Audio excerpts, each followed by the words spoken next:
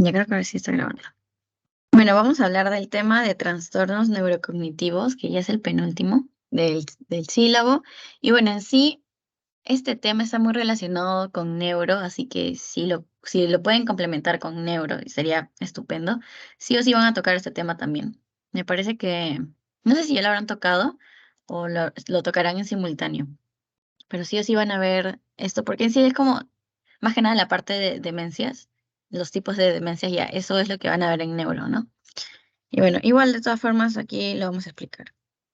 Ya vamos a iniciar en sí, saber qué es un trastorno neurocognitivo, que bueno, va a ser cuando se va a ver una alteración tanto en las capacidades cognitivas.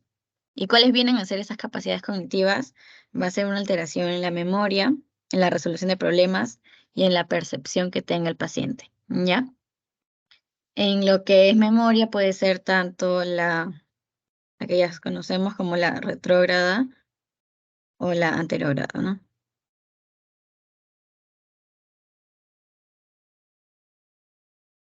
Resolución de problemas, bueno, hablamos de en sí de la capacidad que tiene la persona para definir o saber cómo, ¿ya? La percepción que tiene. Entonces, hay que conocer las señales de alerta y luego voy a explicar el por qué es importante, tanto como familiar, tanto como médico, reconocer estas señales, ¿ya? ¿Cuáles van a ser los problemas de memoria notables? Ay, no se ve. Ya. Los problemas de memoria notable, los cambios de humor y la manera de comportarse, o sea, el cómo fue antes, como el cómo es ahora el paciente o el familiar. Bueno, esas señales de alerta suele verlo más el familiar, ¿no? Porque es con el que pasa todo el rato el paciente. Y también un entorpecimiento a la hora de realizar tareas básicas en la vida diaria, ya. Y la dificultad que puede tener para expresarse. Entonces, ¿por qué es que van a ser importantes estas señales de alerta?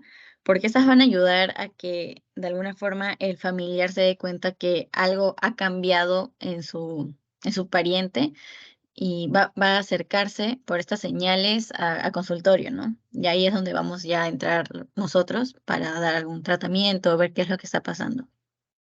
Entonces, las señales de alerta nos van a ayudar a diagnosticar el trastorno neurocognitivo, ¿ya? Porque van a buscar la ayuda profesional que necesitan. Y bueno, ¿cuáles son los tipos de trastorno neurocognitivo de los cuales vamos a hablar? El delirium, el trastorno neurocognitivo menor y el trastorno neurocognitivo mayor, que bueno, ya es conocido como la demencia. En sí, lo que es el trastorno neurocognitivo menor viene a ser como, bueno, luego lo voy a explicar, pero es como una parte entre los síntomas. Eso es como el medio, ¿ya? Tenemos aquí el, el cómo se progresa, por así decirlo. Un trastorno neurocognitivo menor puede avanzar y de alguna forma va a terminar siendo un trastorno neurocognitivo mayor. Cognitivo mayor y este menor.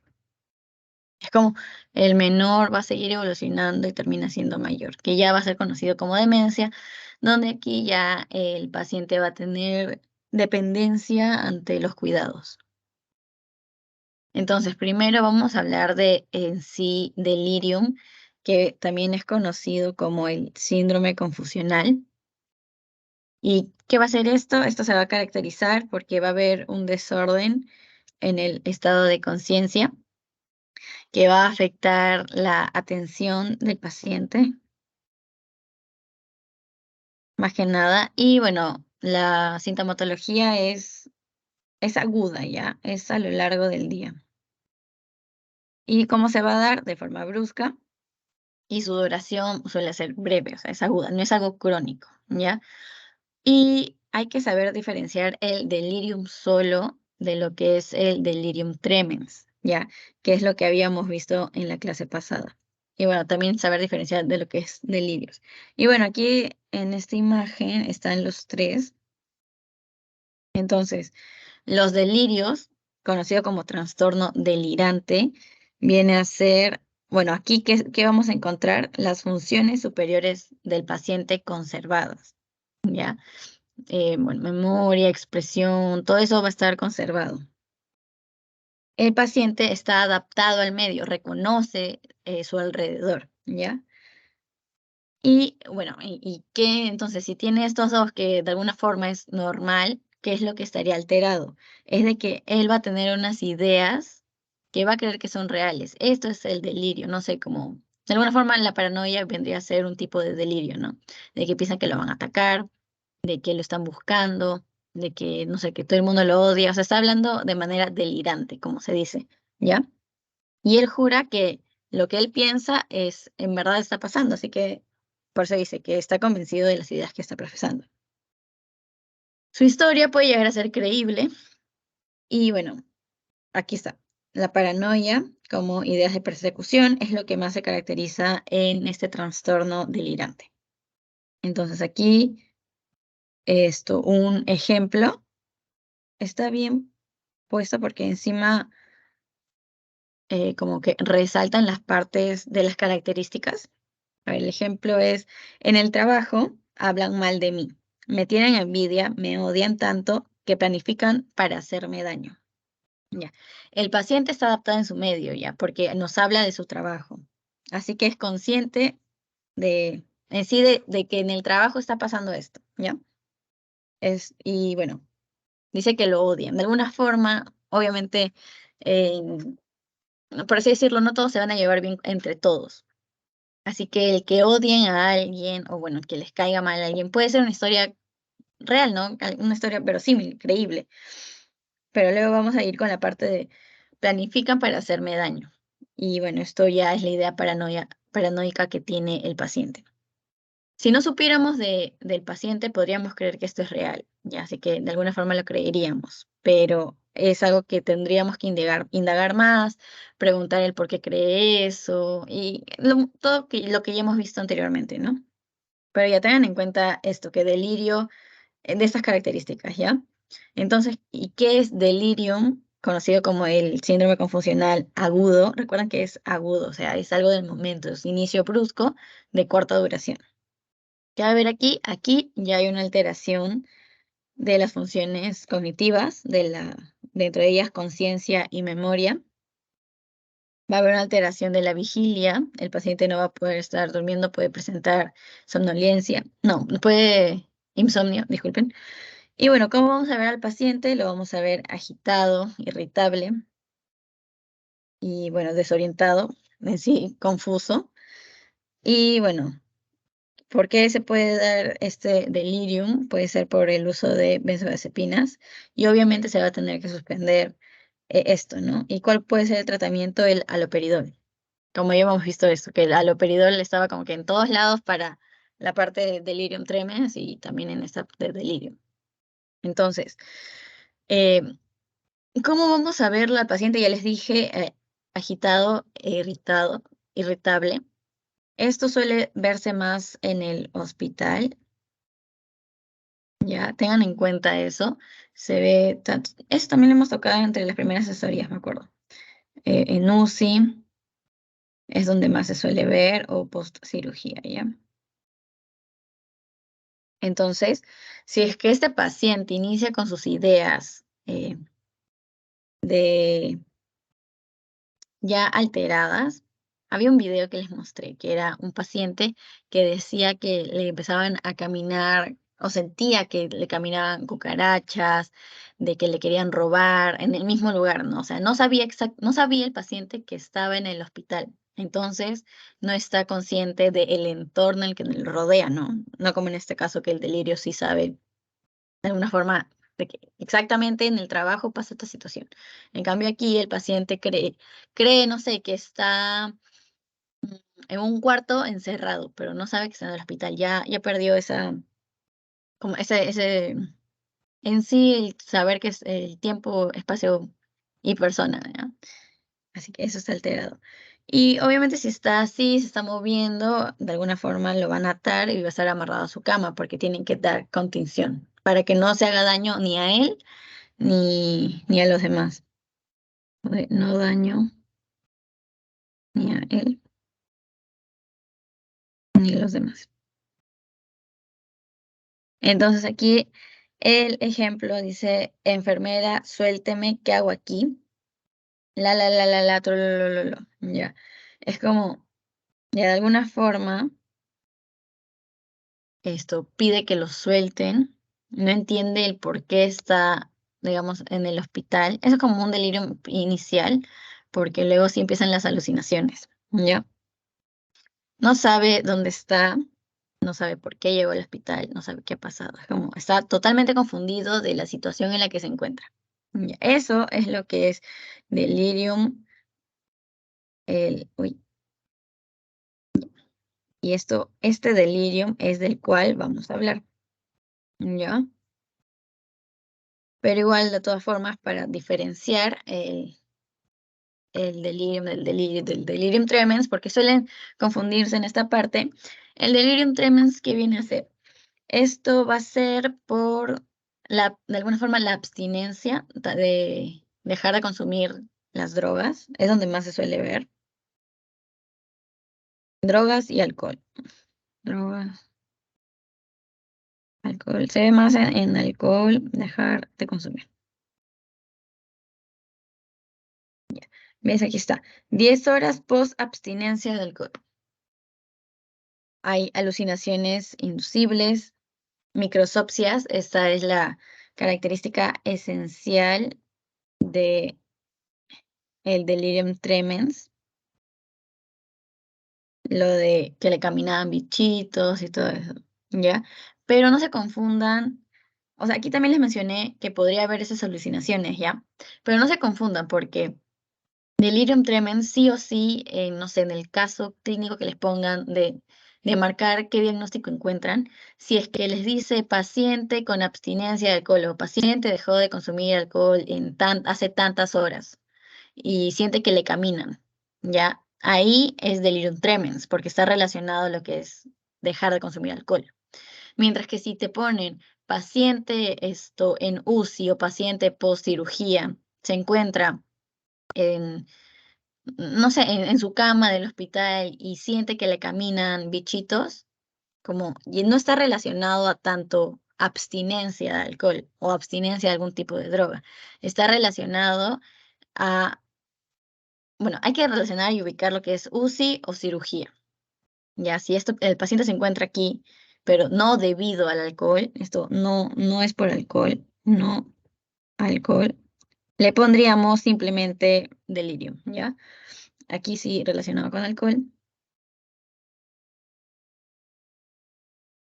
¿Qué vamos a presentar? Bueno, ¿qué va a presentar el paciente? Temblores, puede llegar a presentar convulsiones. Y bueno, conocido como delirio ocupacional. ¿Qué vamos a Ese es un ejemplo. Es cierto, Dios, hormigas, están en todas partes. Esperen, debo terminar de pintar. Y hace como que está pintando, ¿no? Y bueno, es cierto, bueno, sus alucinaciones en sí, cualquier paciente que tenga alucinaciones que no esté consciente de su enfermedad va a creer que estas son reales, ¿ya? Aquí vemos lo de las hormigas, las microsopsias. Así que eso es delirium tremens. Yo lo diferencio, así como les digo, entre delirium de confusional agudo lo relaciono con paciente en UCI o cirugía, mientras que el delirium tremens, abstinencia de alcohol. Y bueno, el delirio, mm, ideas delirantes, delirios, es simplemente el paciente está paranoico, ¿ya? Paranoia, paranoide, trastorno paranoide. Entonces ya, estos serían los tres que hay que aprender a diferenciar.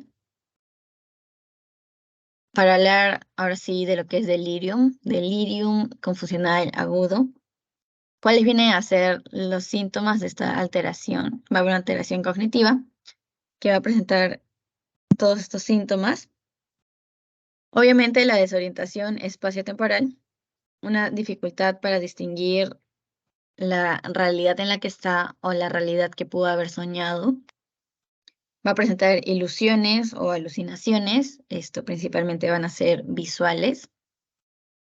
Va a tener dificultad de lenguaje, dificultad para expresarse, presentará síntomas de ansiedad, depresión, irritabilidad. Bueno, obviamente porque en sí el paciente está ansioso, está muy confundido, se altera, va a presentar lo que son las taquicardias y la sudoración. Esto relacionado porque está alterado. Que obviamente si te dicen paciente con delirium, esto está gritando, está alterado, se está moviendo mucho y te dicen qué síntomas puede presentar. Bueno, en sí, cualquier alteración, cualquier persona que se empiece a agitar, su corazón empieza a latir más rápido, ¿no? Y si está taquicardia, ponen taquicardia. ¿Ya? Tratan de relacionar los síntomas con lo que el síntoma genera fisiológicamente. Luego tenemos de que, bueno, está la agitación, la inquietud y los problemas de insomnio. Ya no llega a conciliar el sueño. Esos son los síntomas principales. Aquí vamos a ver la incidencia y prevalencia de lo que es el delirium. Como les mencioné, pacientes hospitalizados por enfermedades médicas, pacientes hospitalizados. Recuerden esto es fijazo ya, en verdad. Caso clínico que te digan paciente hospitalizado por, no sé, tal operación o en UCI. Es como delirium, estado confusional agudo. ¿Ya? Sí, pacientes hospitalizados de enfermedades médicas o con enfermedades quirúrgicas y operados. Todo, así aquí ven, todo es paciente hospitalizado, paciente de unidades de cuidados intensivos, paciente hospitalizado. Es como que diferentes razones del por qué el paciente está hospitalizado, pero diferentes opciones de por qué el paciente está hospitalizado, pero lo está. O sea, sí o sí te van a poner en tu caso clínico paciente hospitalizado por X motivos, delirio. Si está en UCI también, si está en urgencias, los pacientes oncológicos terminales y bueno, los ancianos que ya están como también de alguna forma, la demencia puede terminar en delirio también porque están confundidos en lo que están, se están perdiendo poco a poco. Ellos también pueden presentar este síndrome confusional agudo. ¿Ya? Así que esto, paciente hospitalizado. Recuérdenlo siempre. Mm, ya. Entonces, ¿cuáles van a ser los criterios para nosotros definir que estamos ante un delirium? Aquí ya la DSM-5 nos dice alteración de la atención. Bueno, el paciente no va a poder focalizar su atención o esta atención va a cambiar por detalles mínimos. También una alteración de la conciencia. Bueno, alteración en un espacio corto de tiempo, agudo, por eso le digo, es agudo, entre horas, y va a durar pocos días, casi ni siquiera suele durar días, en sí se acaba un mismo día ya. Y bueno, hay una fluctuación, puede fluctuar a lo largo de los días, puede un día estar con ese delirium, se tranquiliza, obviamente con haloperidol podemos calmarlo, pero luego como que los días otra vez le da su crisis y así sucesivamente. Se le puede añadir una alteración cognitiva, como el empeoramiento de la memoria, orientación, lenguaje y de la percepción, que son los síntomas alterados cognitivos. Luego, la alteración de los criterios A y C, esto no van a ser explicados por otro trastorno. No hay otro trastorno relacionado que vaya a decirnos que sea del himno. O sea, si me dice, paciente consumió drogas y está alucinando, es como, obviamente no lo voy a relacionar a delirium, o sea, este delirium, porque es como, es algo aparte de, ¿ya? A ver, contigo, ya. Debe haber evidencia de historia clínica, de exploración física. Eso, como siempre, en cualquier tipo de diagnóstico, que la exploración física y historia clínica es lo más importante. Y bueno, ¿para qué hacemos esto? Para saber exactamente qué no va a estar relacionado con otro tipo de trastornos o por otro motivo, ¿no? Por la exposición de tóxicos o, bueno, por otra en sí, otra condición médica. Ya, esos son los criterios que se deben cumplir. ¿Cuál viene a ser el tratamiento para el delirium? lo primero con el paciente hospitalizado que presenta un delirium, o sea, el estado confusional agudo, va a ser el soporte físico, ¿ya? Eso va a ser muy necesario y como ya les dije, eso va a ser para que no se haga daño a él o en sí a personal de salud que esté con él, ¿ya? Porque va a estar así súper alterado, va a querer golpear todo, no va a entender. Había un caso que era ya la paciente operada después de una cirugía de fractura de caderas y en la noche no puede dormir, ve lucecitas y que cree, siente que la han encerrado en un cuarto y que no sé, que los militares no la dejan salir. Ya, obviamente no hay militares en el hospital, o sea, en el caso, no los militares le van a hacer daño en el hospital, nadie la ha encerrado en el hospital, no hay esas alucinaciones visuales que tiene, ya, estaríamos ante el delirium. Al pensar que le están atacando, obviamente va a querer defenderse el paciente. Es por esto que va a estar ahí moviéndose, agarrando todo, tirando cosas, y es por eso que suelen amarrarlos, ¿ya? Como ya les dije, el personal en sí no puede acercarse al paciente en plena crisis y agarrarlo como suele verse que los agarran y ahí no los sueltan para supuestamente que se controlen y que no empiezan a golpear. No pueden hacer eso el personal de salud, nadie, ni nosotras, ni nadie, porque, como ya les dije, no sabemos la fuerza que tiene cada paciente. Ya, y el paciente, y así obviamente al tener contacto nosotros directo, el paciente no se puede al toque golpearnos, noquearnos, y es como perdemos en sí toda la seguridad. Y si es que los demás confiaban en nosotros, que lo íbamos a agarrar, y luego el paciente se altera y te hace daño a ti, es como luego va a poder empezar a hacer daño a los demás. Ya, es por eso que como variamos esa contención en la cama, agarramos las muñecas, la amarramos a lo que es las barandas, tanto de las manos y, bueno, de los pies también, porque obviamente pueden estar pateando, ¿no? Ya, eso sería lo que es el soporte físico. Luego, no deben someter no se debe someter al paciente a lo que es la privación sensorial, ni tampoco lo que es una estimulación excesiva. ¿Cómo va a ser esto? Ya, paciente que está con el delirium, obviamente no vamos a estar tratando de estimular lo que reaccione en sí al momento, porque esto puede confundirlo más. Va a decir, o sea, en su mente, en verdad, en su mente, él está en el lado que él cree, ¿ya? Y si le empezamos a estimular con otras cosas, a sobrecargarlo de cosas, en sí no vamos a hacer que regrese al lugar.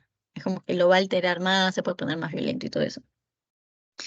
En este momento sí va a ser muy importante de que esté un familiar o amigo porque lo va a controlar y capaz en su idea de que está en otro lugar o que le quieren hacer daño, sí reconozca al familiar o al amigo, ¿no? Es como obviamente nosotros como médicos, como personal de salud, vamos a conocer al paciente en el momento y no es como nada comparado a la confianza que tiene cada paciente y a su familiar o a su amigo. Es por eso que si el paciente está en delirium, suele acercarse el familiar, obviamente no tan cerca porque también puede hacerle daño y hay que evitar eso. Simplemente que le empiece a hablar calmado, esto. Y si es que no podemos contar con un familiar o con paciente, como aquí dice, se puede tener cerca fotografías, ¿ya? O cualquier cosa que lo relacione a la familia, ya sea un reloj, un calendario, algo significativo para el paciente, para que de esta forma, tranquilo, pueda reconocer, saber que nadie le va a hacer daño, que está tranquilo, ¿ya? Es por eso que es muy importante en esta parte eh, tener relación con el familiar, para saber en qué momento puede entrar. Obviamente le tendríamos que decir que no se acerque tanto, que simplemente le hable de lejos. Para este momento, de todas formas, el paciente sigue con su contención física, ¿ya? Con su soporte físico. Entonces, bueno, esto es en sí como que el tratamiento en sí, no farmacológico, es más el tratamiento de acciones que tenemos que hacer en la situación de delirium, o sea, viéndolo. Y ahora vamos a pasar a lo que es el tratamiento, ahora sí, farmacológico, sintomatológico, ¿ya? ¿Qué hay que hacer? Bueno, en sí, el tratamiento que ahorita les voy a decir se debe mantener de 7 a 10 días, ya después de las crisis de confusión, que se puede dar benzodiazepinas, si es que hay el problema para conciliar el sueño. ¿Qué podemos dar? Lorazepam, alprazolam, pero a dosis bajas. Y bueno, lo típico, las benzodiazepinas típicas, haloperidol, que bueno, como ya hemos visto, se da en todo tipo de estos síntomas, tanto de delirium como de delirium tremens. Y los atípicos podemos dar la risperidona, que bueno, eso se va a preferir en los pacientes con... Se prefieren esto por la edad del paciente, va a depender mucho de esto. No suele darse tanto en adulto mayor. Y los efectos secundarios también, si es que empieza a presentar efectos secundarios, el paciente se recomienda retirar. Y ya luego el haloperidol es el que más se recomienda, sin embargo, bueno, ¿cuáles van a ser los síntomas secundarios? No, los síntomas secundarios. Los efectos secundarios del haloperidol va a ser rigidez muscular y más que nada en el cuello. Y es por eso que los pacientes se van a empezar a quejar de dolor, no van a sentir que no van a poder moverse, van a estar todos contracturados. Y bueno, si presenta esto, es como mejor empezar a bajar la dosis. Aquí, de nuevo, como unas diferencias, pero ahora va a ser entre delirium, demencia y psicosis, ¿ya? Como ya vimos, el... ahorita,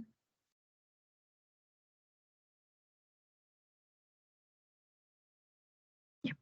Esto, ¿cómo va a ser el delirium? Su comienzo va a ser súbito, el curso fluctuante va a tener exacerbaciones nocturnas, conciencia disminuida, la atención se va a ver afectada globalmente, la cognición va a estar alterada globalmente, la percepción va a tener alucinaciones frecuentes y como ya les dije, recuerden ya, las alucinaciones visuales van a ser aquí las más predominantes. Los delirios, bueno, van a estar poco sistematizados y van a ser fluctuantes, la orientación disminuida y bueno, la actividad psicomotriz retardada, agitada o puede presentar ambas, como dice fluctuante, al inicio puede estar retardada y luego empieza el paciente a agitarse.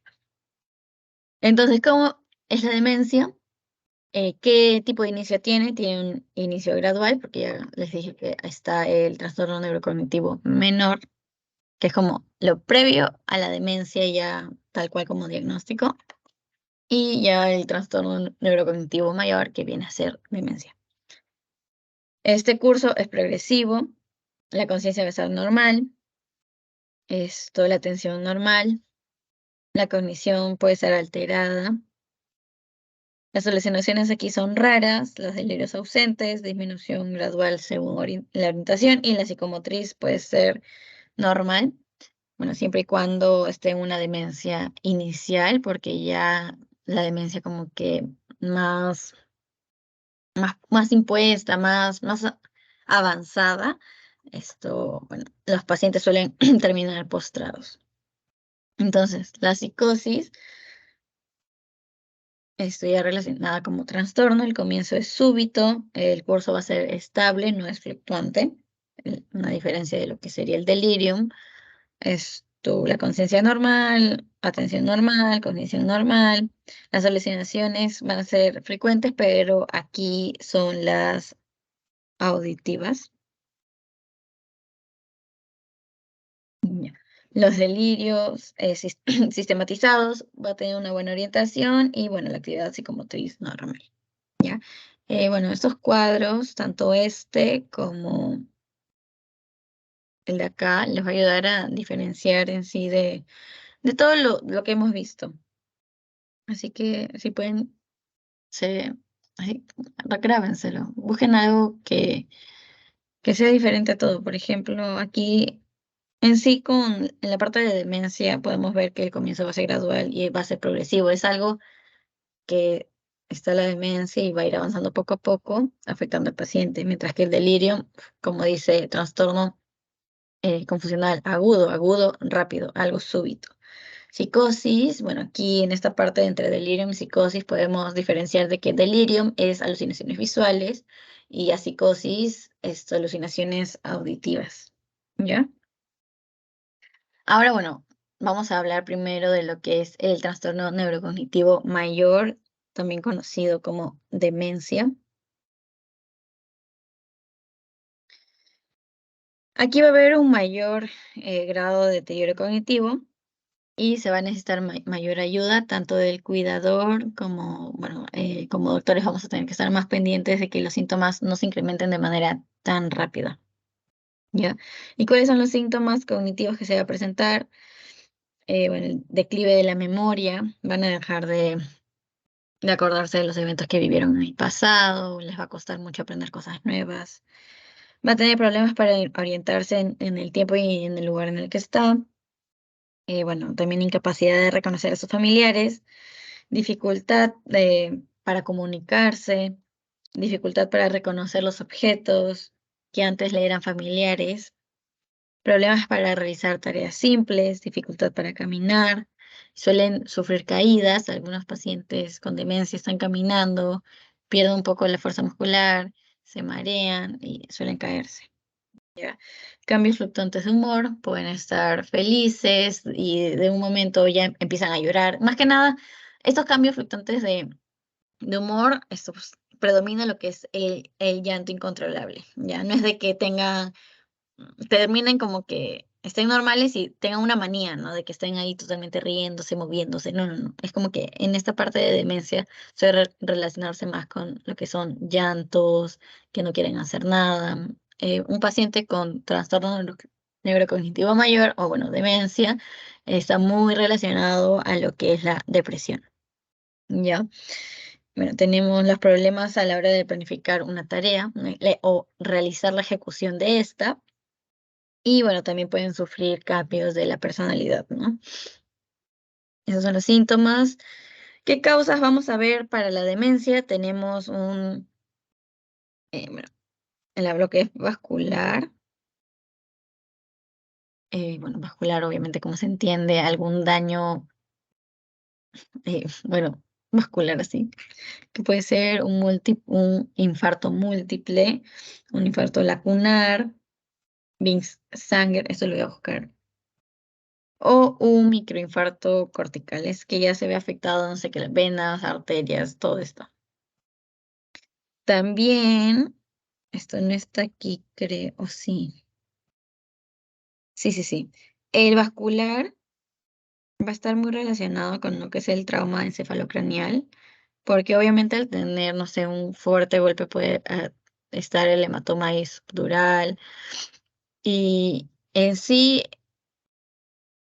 cuando te digan persona, esto se tuvo un problema, se golpeó, fue víctima de, no sé, lo golpearon, y que luego está presentando deterioro cognitivo, no está teniendo mucha memoria, y esto está relacionado a lo que es la demencia. ¿Qué tipo de demencia? Demencia vascular.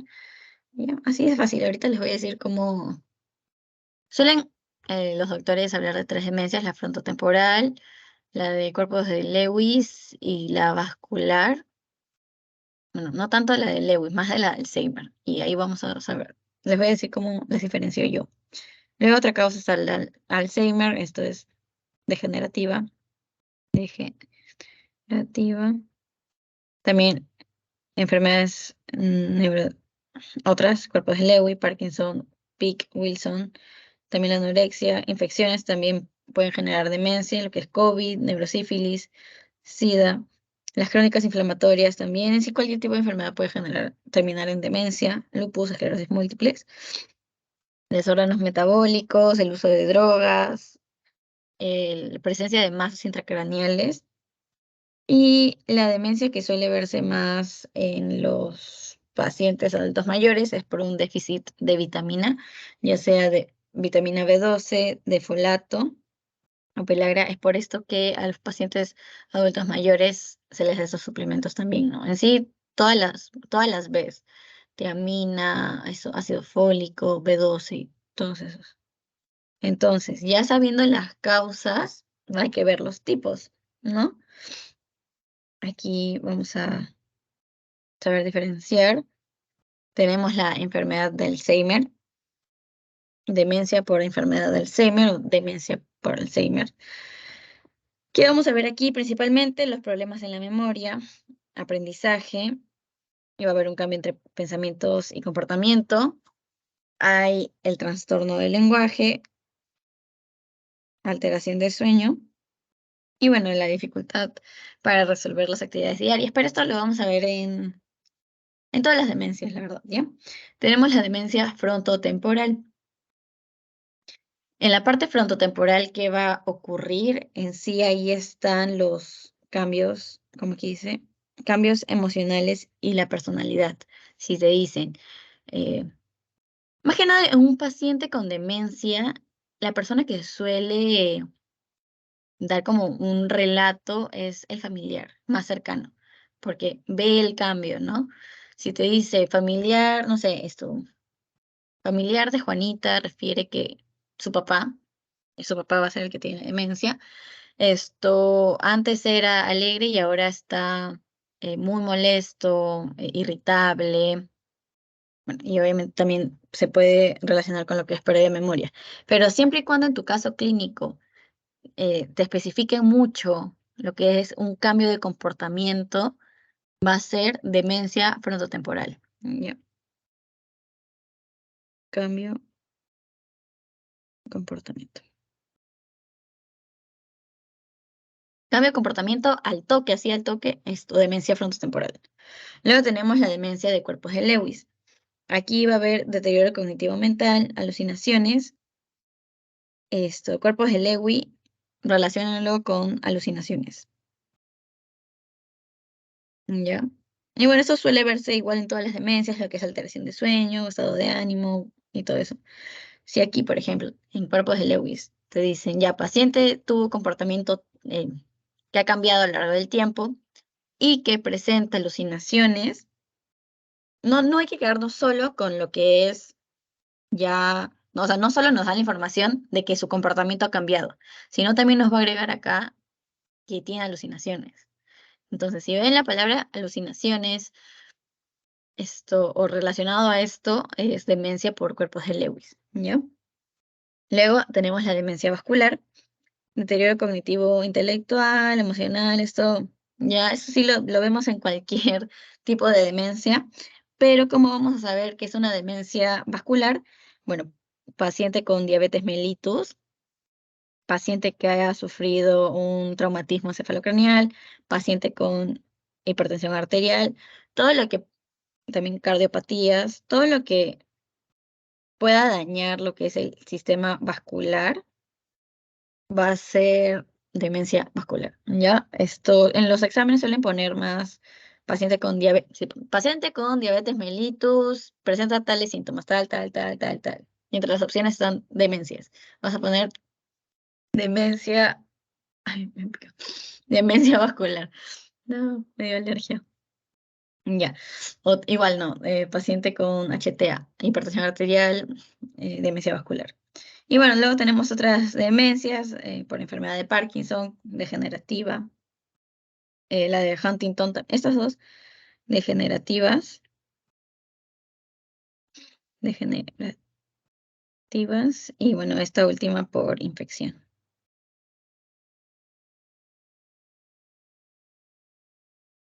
Ya. ¿Sí entendieron esa parte de las diferencias de los tipos? Porque en verdad, en el caso clínico, tal cual te dan algo que va a cambiar todo y te vas a guiar. Sí, sí se entiende, ¿no? O sea, recuerden solo estas palabras al ladito, frontotemporal, cambio del comportamiento, cuerpo de Lewis, alucinación, vascular, esto, factores de riesgo, diabetes mellitus, HTA. Alzheimer, más que nada, si solo te habla de perdió memoria, no sabe, no, es que habla, no sabe dónde dejó las llaves, su memoria es alterada, esto, si no te dan más información, suele ser por Alzheimer. ¿Sí se entienden, no, chicos? Porque en verdad, ¿cuántas preguntas tienen de esto? En mi final vinieron como 3 preguntas, creo, 3, 4, de lo que es demencia. Así que en verdad sí hay que saber. ¿Entendieron? Un sí.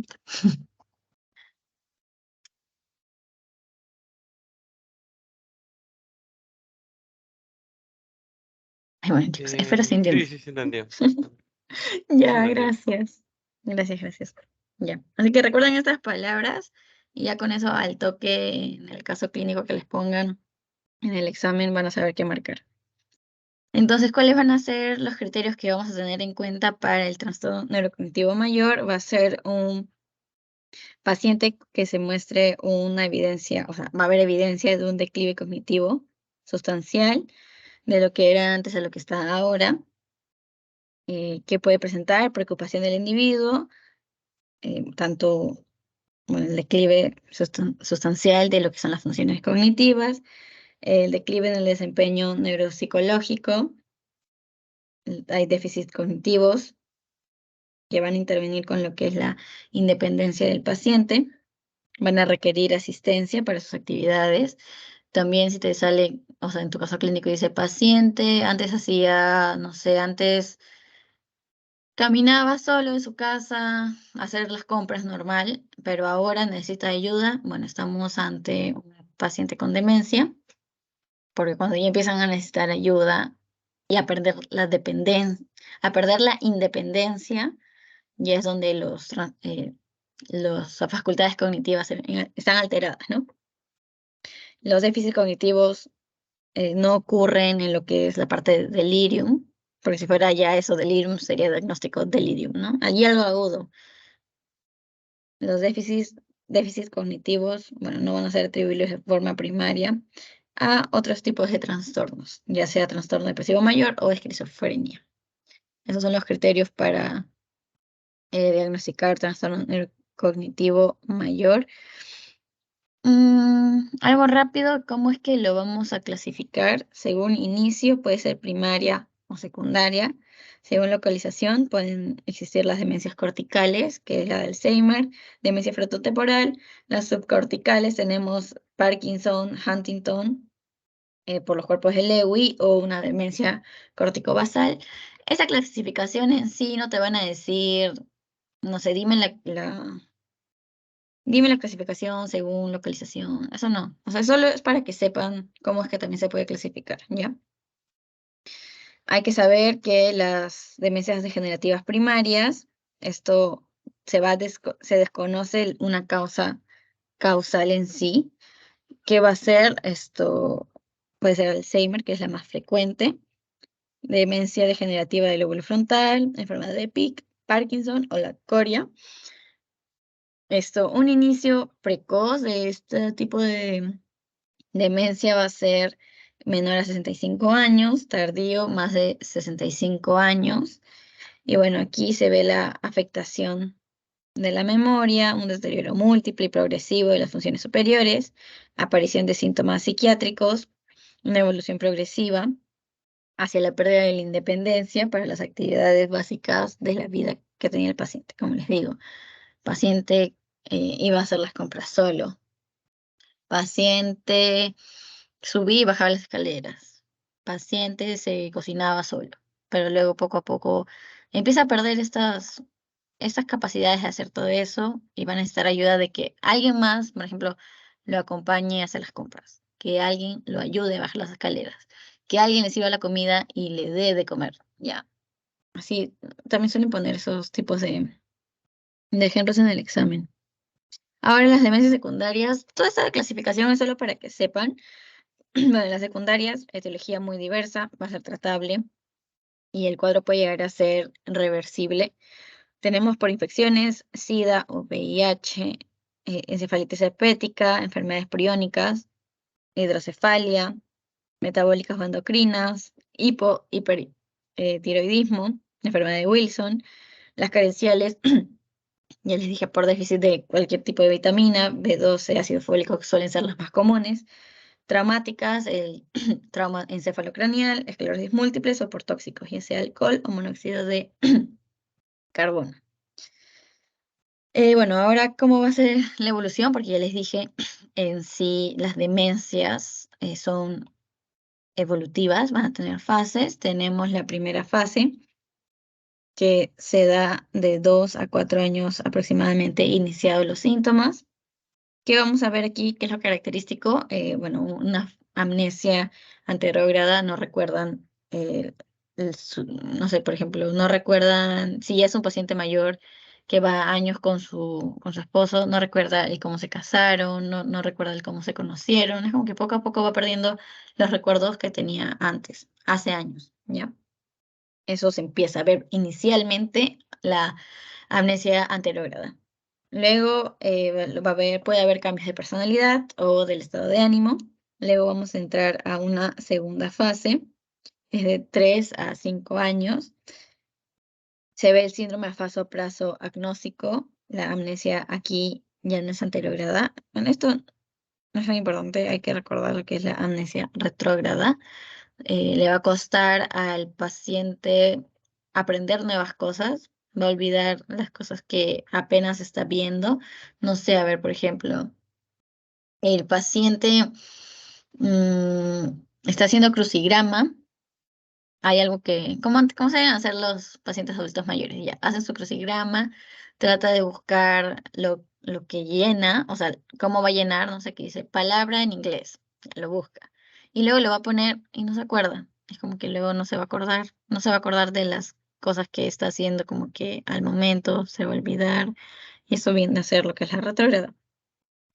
Va a iniciar el deterioro de la capacidad de juicio, va a ser incapaz de vivir sin supervisión. Esto ya suele ser como que un poco más adelantado, es ya la pérdida de la independencia.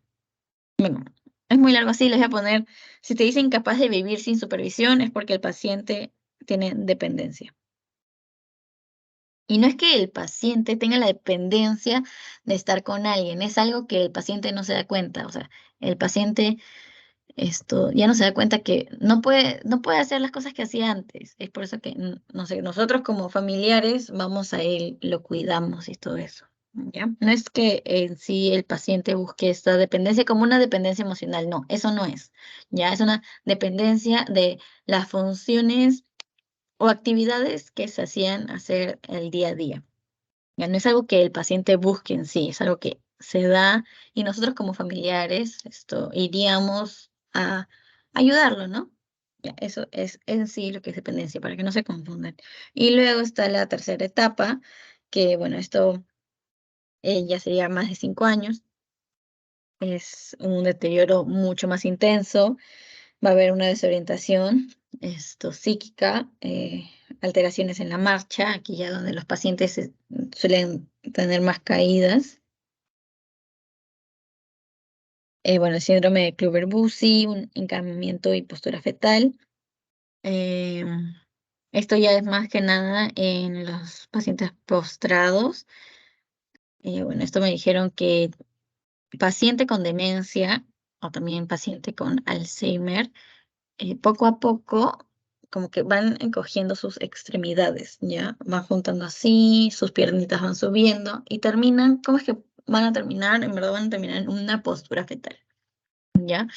Y no es que sea una postura fetal que ya ellos se ponen así, que luego se estiran, no, porque va a iniciar lo que es la rigidez muscular, y ya de alguna forma pueden terminar falleciendo con esta postura, ya, esta postura fetal. Luego, el tratamiento farmacológico que se le da, hay que saber que el tratamiento farmacológico que le vamos a dar simplemente es en primera fase, ya que en los demás no hay mejoría, simplemente es para controlar los síntomas y que no evolucionen de una manera tan rápida, ¿ya? Para que este deterioro que tenga el paciente no sea tan rápido, y que, no sé, por así decirlo, que tenga más años de vida, mejor calidad de vida por algunos años más, porque de todas formas va a terminar siendo lo mismo, o sea, va a terminar igual, porque es por fases, ¿ya? ¿Qué le vamos a dar? Inhibidores de colinesterasa, donazepilo, rivastigmina, galantamina, los antagonistas de los receptores NMDA, ¿qué va a hacer? Memantina, los fármacos para control ya en sí de enfermedades médicas, esto ya está relacionado a las patologías relacionadas o asociadas que tenga aparte de la demencia, y los fármacos anticuerpos contra la beta amiloide como el aducanumab, ¿ya? Bueno, un tratamiento psicosocial que le vamos a dar, las medidas preventivas, una psicoterapia e intervención de psicodinámicas. La psicoterapia de apoyo va a ser afecto y cariño porque, bueno, como ya les dije, en la demencia va a estar muy relacionada con lo que es depresión.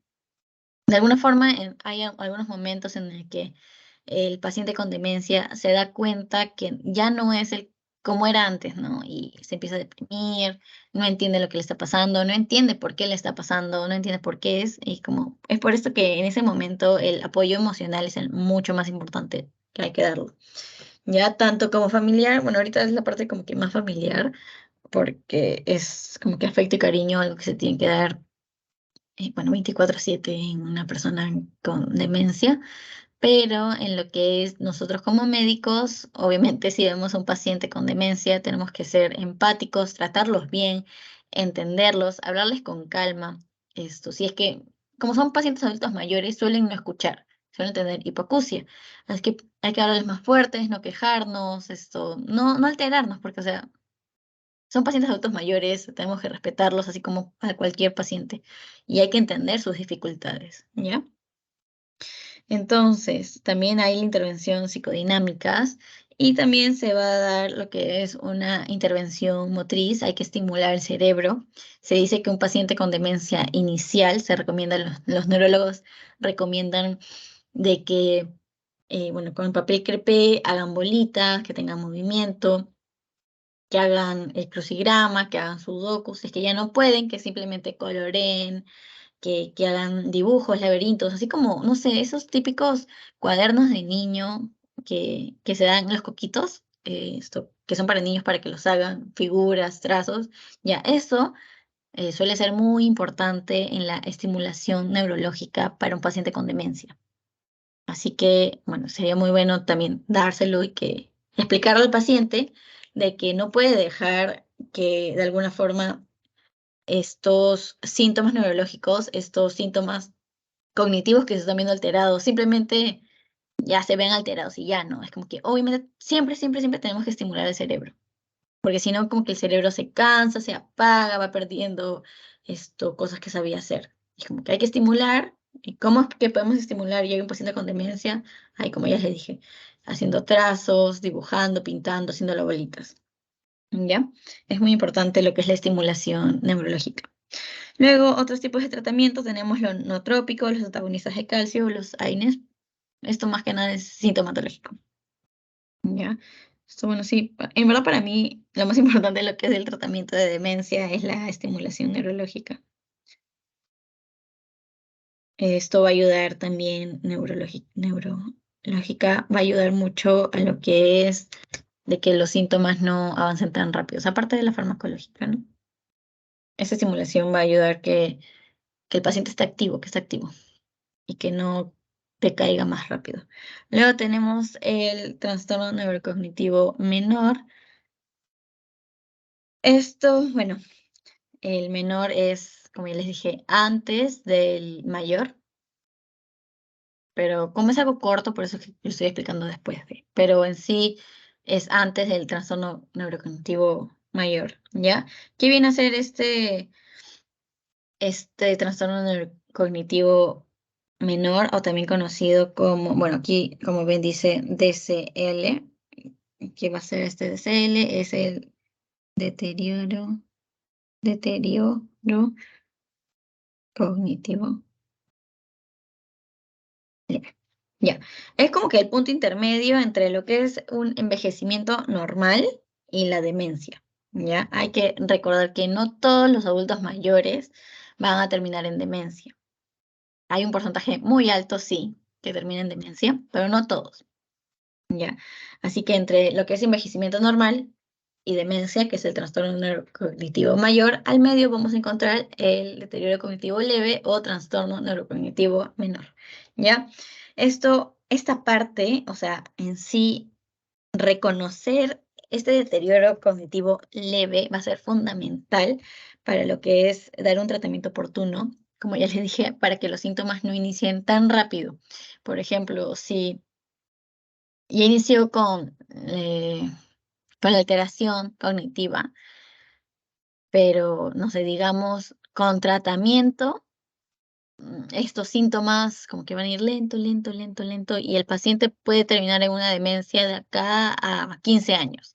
Sin embargo, es que si no tiene tratamiento, se deja de estimular, simplemente como que lo dejamos como si no pasara nada, aquí los síntomas se van a incrementar al toque y el paciente puede llegar a una demencia en 2 años. ¿Ya? ¿Ven la diferencia así de lo importante que es el tratamiento? Así que recuerden eso, muy bien, por favor.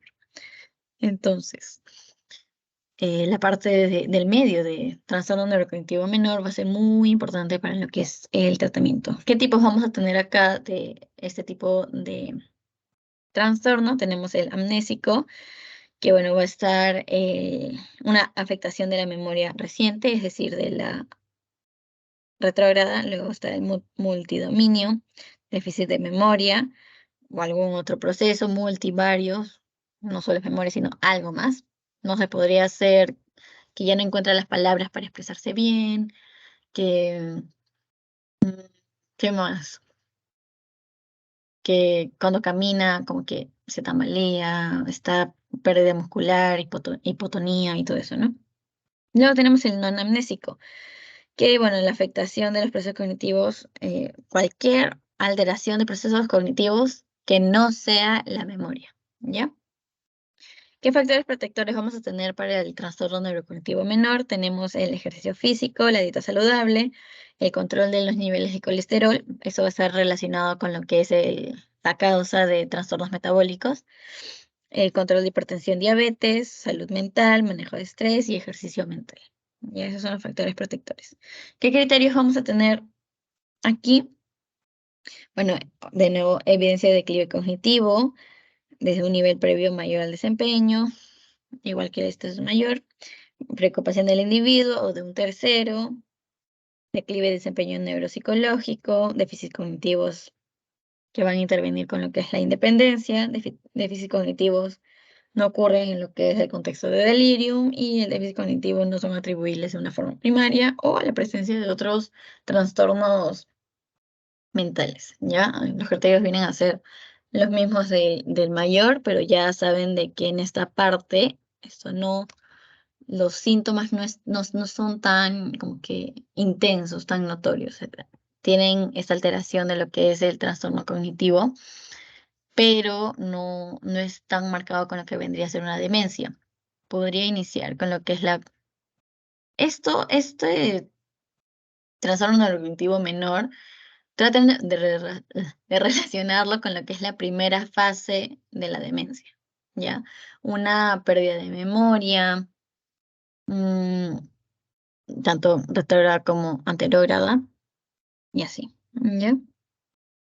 Luego aquí, bueno, criterios para diferenciar esto, tanto el menor como el mayor. En el menor, bueno, en sí, todos podemos ver que tiene la preocupación del paciente, se hace el rendimiento de los test neuropsicológicos y cómo es que va a ser la autonomía del paciente. Esto es lo que vamos a ver. En el primer punto va a haber un declive modesto, no tan fuerte, por así decirlo, de las funciones cognitivas. Esto en el menor. En el mayor vamos a ver ya el declive marcado, sustancial de las funciones neurocognitivas. Esto en un test neuropsicológico va a haber desviaciones estándares de 1 a 2 y aquí van a ser 2 o más desviaciones. ¿Cómo es que esa es la parte en verdad que para mí es como lo que diferencia o lo que nos va a ayudar a diferenciar el menor del mayor? En el menor vemos, bueno, sí, ya hay una alteración que va a afectar lo que es la autonomía, pero no de tantos actividades diarias que hacía el paciente. Mientras que aquí ya se ve la alteración de las actividades básicas o fáciles, por así decirlos, que tenía el paciente. ¿Ya? Eh, no sé, paciente, por ejemplo, en la menor podría ser paciente el ejemplo del caminar, ya paciente que caminaba, ahora necesita ayuda. Mientras que en el otro, en el mayor, es paciente, ya no puede ni caminar, necesita ayuda de un andador, necesita ser apoyado de alguien, necesita un bastón, y paciente que requiere que le den a los alimentos, o sea, que alguien se los prepare, que alguien se lo dé a la boca. Ya, esto ya viene a ser un trastorno neurocognitivo mayor. Cuando hay más actividades básicas o normales, por así decirlo, que hacía el paciente antes, que se ven alteradas y que el paciente ya no puede hacer y sí o sí necesita ayuda de alguien más, ya viene a ser, a muchas más, ya viene a ser como que un incremento de lo que son los síntomas cognitivos y estaríamos hablando de un trastorno neurocognitivo mayor. Aquí otro cuadro para diferenciar el menor del mayor. Eh, Aquí déficits de funcionales ejecutivas, organización, planeación, resolución de problemas, deterioro de las habilidades visoespaciales, es decir, visuales y espaciales, o sea, en el entorno en el que se encuentra. Tenemos aquí episodios muy cortos de desorientación, ya, cortos de desorientación. Hay alteración de la memoria, ya sea inmediata, episódica, verbal o visual.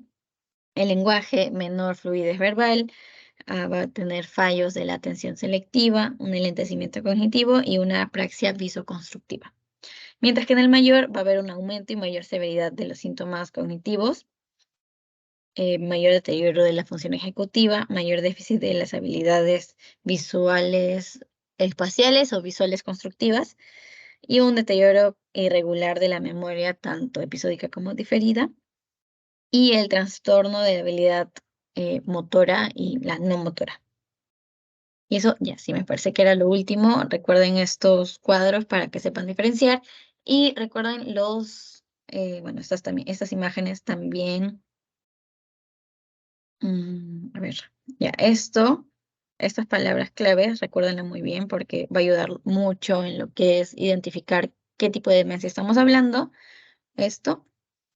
Y saber diferenciar si estamos ante un delirio, delirium tremens o delirium. O sea, esta imagen. Ya, esa es como que la principal que deben estar atentos. Así que ahora les voy a pasar el, ay, el post-test. Wait, un ratito. Ya, ahora les mando el link.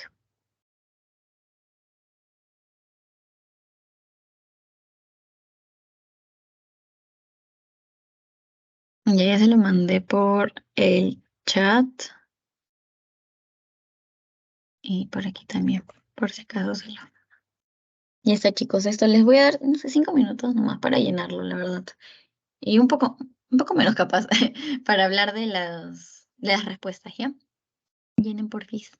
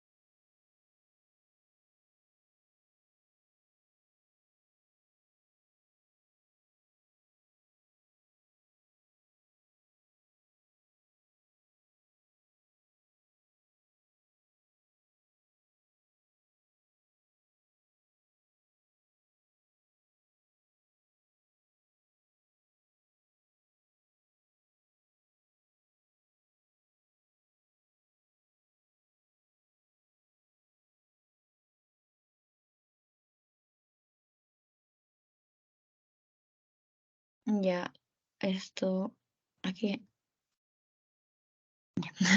vamos a responder. Ay, mis ojos.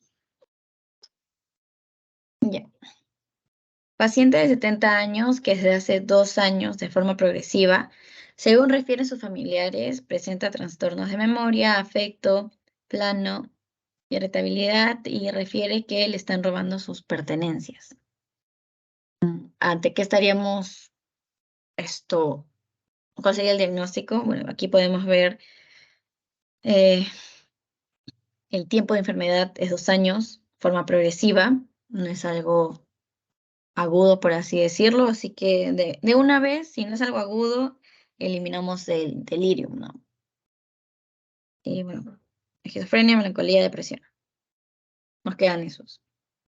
Pero nos sigue diciendo que tiene un trastorno de memoria, afecto, irritabilidad y le están robando sus pertenencias.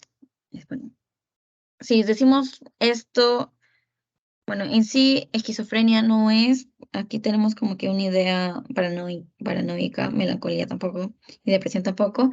Cuando ya hablamos de una parte de trastorno de memoria, si vemos trastorno de memoria, ya hay que relacionarlo mucho con lo que es la demencia, ¿ya? Así que bueno, la respuesta aquí es demencia. Me parece que algunos lo han confundido con lo que es delirium, pero bueno, el tiempo es fundamental aquí, ¿ya? Si te dice 2 años de forma progresiva, obviamente ya no va a ser delirium, porque el delirium viene a ser algo que se va a solucionar en un mismo día y es de inicio brusco, ¿ya? Luego tenemos esto, paciente de 62 años que familiar observa un cuadro de conducta, hace, cuadro de conducta, hace poco tiempo muy marcado, está muy desinhibido, irritable, y con descontrol, impulsos, pérdida de comportamiento social, bla, bla, bla. Podemos ver de que nos está hablando un montón de lo que es cambios conductuales. Y como les dije, cualquier cosa relacionada a cambios conductuales, al toque, demencia frontotemporal, ¿ya? Aquí podemos ver, en verdad, vemos cómo es que primero nos dice un cuadro de conducta, luego empieza a decir que está irritable, desinhibido, es como sí o sí nos da información de la conducta. Si tenemos esto, frontotemporal de frente. 3. Mujer de 70 años que luego de cirugía por fractura de cadera pasa a cuidados intermedios a las 24 horas, presenta un cuadro de agitación psicomotriz, irritabilidad, alucinaciones visuales, ansiedad al hablar, incoherencia, manipulación de conciencia. ¿Ante qué impresión diagnóstica estaríamos? Ya. Luego de cirugía por fractura de cadera. Entonces, es por algo quirúrgico, ¿ya? Está en cuidados intermedios. Cuidados intermedios. Esto está muy relacionado con delirium, ¿ya? O sea, ya sabemos que es delirium, porque, como ya les dije, si nos habla en sí, nos especifica el dónde está, o sea, del hospital, ¿no? En qué parte está, qué pasó, qué enfermedad o tiempo hospitalizado tiene, va a ser delirium. Y bueno, también podemos guiarnos del tiempo, 24 horas, es algo brusco, un cuadro de agitación. Y ya, bueno, lo demás obviamente son síntomas que ya hablamos. Si vemos estos, en sí, solo estas 3 oraciones, estas 3 palabras, bueno, 3 frases, es como que ya al toque delirio. ¿Sí, chicos? 4. Varón de 68 años, que según familiar desde hace bueno, ya tiempo de enfermedad 2 años, podríamos estar ante una demencia, ya no es delirio, bueno, estamos ante una demencia. Pero hay que ver los síntomas. De forma lenta comenzó a presentar olvidos en pequeña escala sobre sus actividades diarias y posterior a eso, alteración del lenguaje. Ya. Alteración del lenguaje, deterioro de memoria, tendencia de acusar a las empleadas del hogar de robarle sus pertenencias. Y bueno, ya. No nos habla tanto de una conducta, no nos habla tanto de un factor de riesgo, es como más nos menciona acerca de olvidos, pérdida de memoria, y como ya les dije, memoria, olvidos, al toque, demencia tipo Alzheimer. ¿Ya? Así que la respuesta correcta aquí es demencia tipo Alzheimer. Es lo que la mayoría ha marcado, así que está súper. También marcaron demencia por Parkinson, pero eso es como que más degenerativo, no es tan común, no está tan relacionado con lo que es memoria. Memoria, ya les dije memoria, está especificada en memoria, a la memoria, memoria, memoria, memoria, Alzheimer. Ya. 5. La demencia degenerativa primaria es producida por demencia degenerativa primaria. De aquí, ¿cuál es algo degenerativo? Bueno, el traumatismo es algo agudo que se da al momento, no es algo que se controla o que está desde un inicio y que, no sé, que si un traumatismo va degenerando al paciente, no, no es así. Es como el traumatismo y un golpe y ya. Problemas gerenciales, esto ya es más según el entorno del paciente, no tiene mucho que ver. Hidrocefalia tampoco es como el paciente nace, pero es algo ya constituido que no es algo que en sí vaya deteriorando, por así decirlo, o sea, mentalmente. Y una infección también como el traumatismo es algo que se da. ¿Cuál es aquí la única enfermedad degenerativa? Es la enfermedad de Parkinson, así que esta ya vendría a ser la respuesta correcta. La enfermedad de Parkinson. Y bueno, eso sería todo, chicos. Espero se haya entendido. Recuerden, frontotemporal, cambios de conducta, Alzheimer, memoria, cuerpos de Lewy, alucinaciones. Me falta una. Vascular, diabetes mellitus, HTA, traumatismo encefalocranial, cualquier cosa relacionado que te especifique de como que un golpe o que haya podido causar una hemorragia o algo así, o factores de riesgo que puedan causar, no sé, un infarto o algo así, es como demencia vascular, ¿ya? Recuerden eso muy bien porque en verdad con eso alto que se saca. Y ya, eso sería todo, chicos. Gracias.